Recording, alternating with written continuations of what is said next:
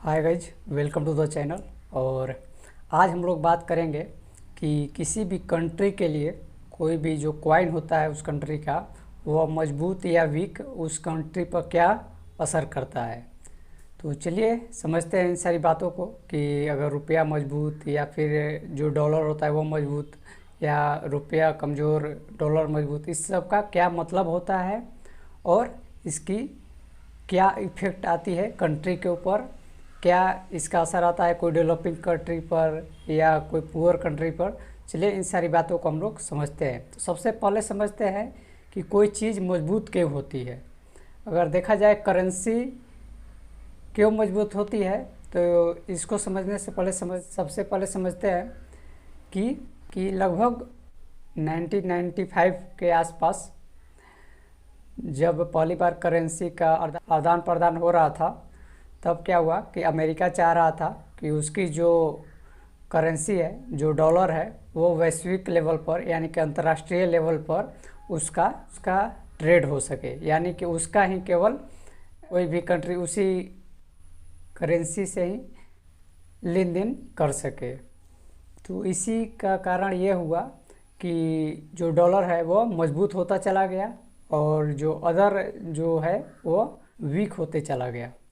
क्योंकि इसका मेन मतलब है कि अगर कोई भी करेंसी अगर वैश्विक लेवल पर हाई मात्रा में अगर वो ट्रेड हो रही है तो उसका वैल्यू बढ़ते चला जाता है, क्योंकि उसी में सारे लोग अब ट्रेड करना चाहते हैं। तो ट्रेड जब हाई मात्रा में होने लगती है किसी करेंसी में, तो उसका वैल्यू बढ़ने लगता है और उसका जो डिमांड है वो हाई होने लगता है। और हम लोग जानते हैं कि किसी भी चीज़ का अगर डिमांड हाई होने लगता है तो उसका वैल्यू बढ़ जाता है। तो अगर इसी बात को समझते हुए हम लोग समझ सकते हैं कि जो डॉलर है उसका मांग क्यों बढ़ते चला गया आने वाले समय में। तो सबसे पहले समझते हैं कि अगर किसी कंट्री के पास स्ट्रॉन्ग करेंसी है तो उसका क्या फ़ायदा है।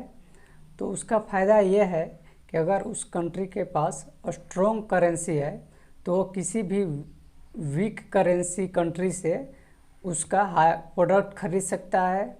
उस कंट्री का जो बेस्ट लेवल का जो प्रोडक्ट है उसको इजी दाम में खरीद सकता है, प्लस वहाँ का जो बेस्ट ब्रेन है उसको भी खरीद सकता है। इसको समझने के लिए हम लोग समझते हैं, जैसे इंडिया के जो आईआईटी में पढ़ने वाले स्टूडेंट है या जो बेस्ट स्टूडेंट है, उसको क्या करता है अमेरिका कि वो अपने यहाँ ले जाता है, यानी कि यहाँ का जो बेस्ट ब्रेन है वो अपने कंट्री में ले जाता है, जिसके चलते वहाँ का टेक्नोलॉजी और बढ़ती चली जाती है और वहाँ का ग्रोथ रेट और बढ़ते चला जाता है। पहला तो फ़ायदा ये हुआ।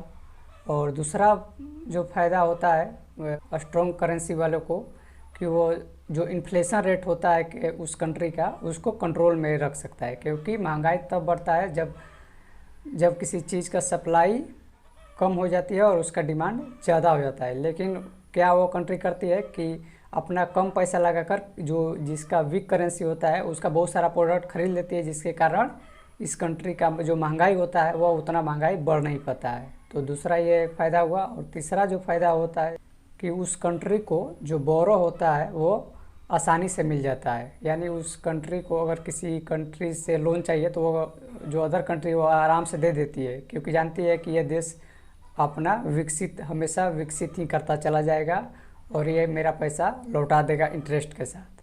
तो ये सारी फ़ायदा है जिसके पास स्ट्रॉन्ग करेंसी होती है।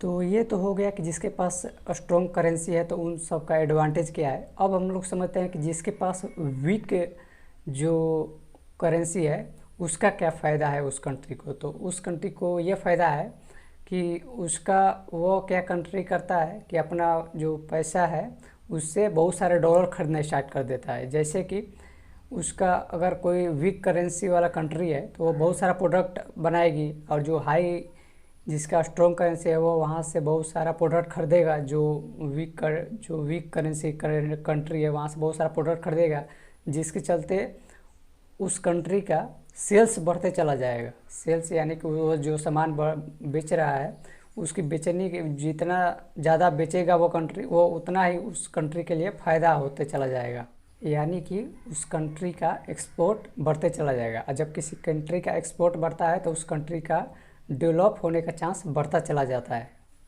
और इसी कारण उस कंट्री का जो इकोनॉमिक है वो बूम पे चला जाता है। और अगला जो फ़ायदा होता है, जो वीक करेंसी का जो कंट्री होता है उसको अगला फ़ायदा ये होता है कि जब वो कंट्री का जो बूम पर चला जाता है, जो इकोनॉमिक है, जो उसका इकोनॉमी है वो बढ़ते चला जाता है, तो जो अदर कंट्री है, जो वीक कंट्री है, वो अपना पैसा अब इस कंट्री में लगाती है ताकि उसका ज़्यादा फ़ायदा हो। क्योंकि जो कंट्री है वो अपना पैसा उसी कंट्री को देना चाहती है जो कंट्री डेवलप हो रही है, ताकि इसको भी बहुत सारा फ़ायदा होते रहे। तो इस वीडियो में हमने समझा कि जो करेंसी होती है, जो स्ट्रॉन्ग करेंसी होती है, उसका क्या असर पड़ता है किसी कंट्री पे, और जो वीक करेंसी होती है उसका क्या असर पड़ता है किसी कंट्री पे। तो चलिए मिलते हैं अपने नेक्स्ट वीडियो में, तब तक के लिए बाय बाय।